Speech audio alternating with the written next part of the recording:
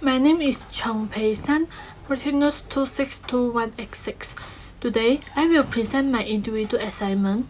The topic of assignment is the ethics of sexual harassment in workplace. Sexual harassment has become a growing issue at international level in the past decade. In any situation, sexual harassment can be occurred.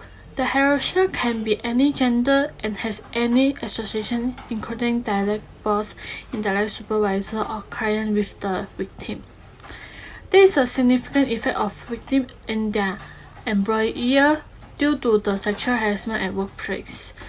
A variety of effects, including physical and mental health issues, working interaction, and decreased wages, may be suffered by the victim. Furthermore, sexual harassment may limit the promotion of women to high-paying careers.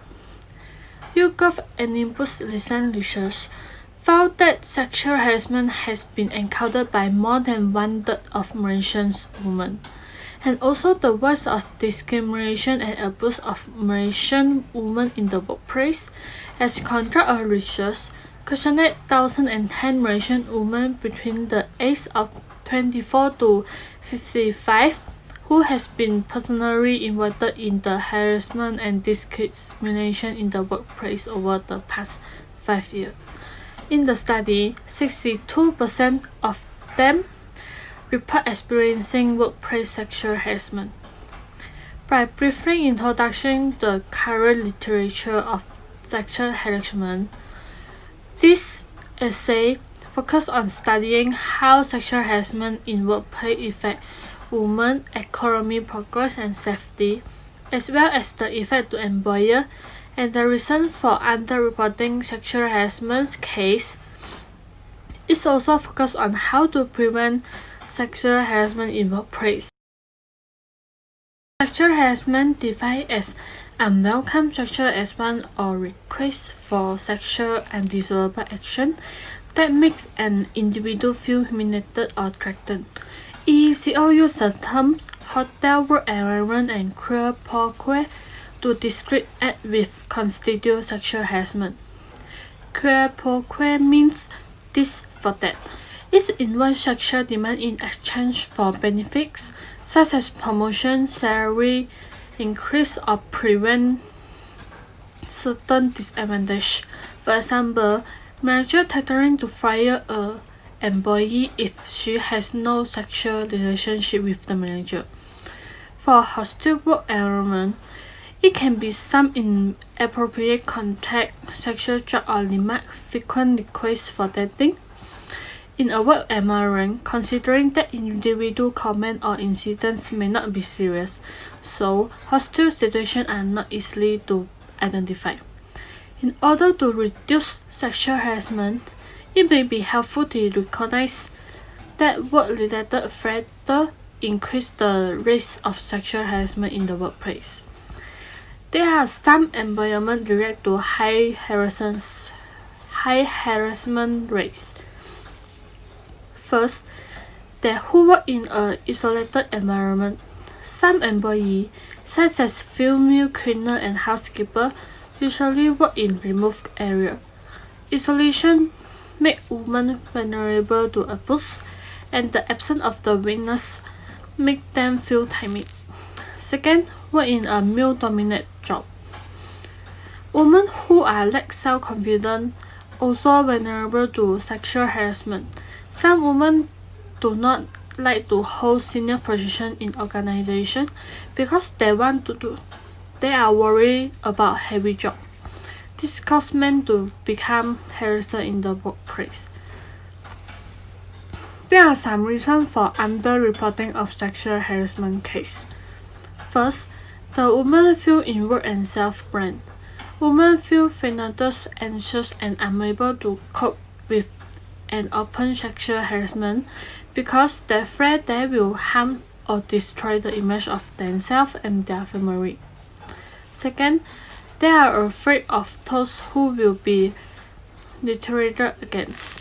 Women are often reluctant to report sexual harassment because they fear that the reporting partner will suddenly lose their job especially the supervisor or boss. Women are not only worried about losing job opportunity and career risks, but also worry the harasser will harm them in real life, because in most cases, harasser has a higher status. Third, the judicial system is not sound. Women believe that the allegations of sexual harassment are inconclusive. Another concern is that evidence of sexual harassment must be confirmed. If the sexual harassment is earlier form, it cannot be proved. There are some effects of sexual harassment. The effect of sexual harassment on an individual. First, sexual harassment can adversely affect mental health and may lead to depression. In addition to negative mental health consequences, harassment may also pose a greater threat in long-term physical health. For example, when engaged in hazardous work, harassment can lead to distraction of employee, thereby increasing the risk of injury in the workplace. Second, harassment may limit women's access to learning opportunity. A recent study found that harassment may cause women to give up job opportunity and women withdraw from the leadership opportunity to avoid the sexual harassment, thereby affecting their career development. Third, it promotes the abandonment of wages, unemployment, and high-paying jobs. A recent study showed that there is a high correlation between sexual harassment and career change. There are also some effects of sexual harassment on the company. First, there is a high legal cost illustrated the potential legal consequences of termination harassment. In 2017, costs related to sexual harassment brought workers $46.3 million in monetary gains. Second, harassment can increase employee turnover in the workplace. The cost associated with worker resignation is the highest economic cost of sexual harassment, even greater than the cost of litigation. Third, productivity decline. The harmful consequences of sexual harassment are not limited to the victim only, but may also affect people experiencing or hearing the sexual harassment, which may damage the output of individual and team. There are also some prevention of sexual harassment in the workplace. First, employers should conduct sexual harassment training in the workplace, such as ensuring the worker understand the concept of sexual harassment. Second, employers should ensure that appropriate sexual harassment policies are established in the workplace. Organizations should publish a sexual harassment policy and work to ensure that all employees are familiar with the policy. Third, increase the understanding of sexual harassment. Knowledge is the most successful prevention method. Employees should plan to conduct short surveys to help workers assess their experience of sexual harassment in the workplace. Last, the employer must deal with any allegation and concern urgently.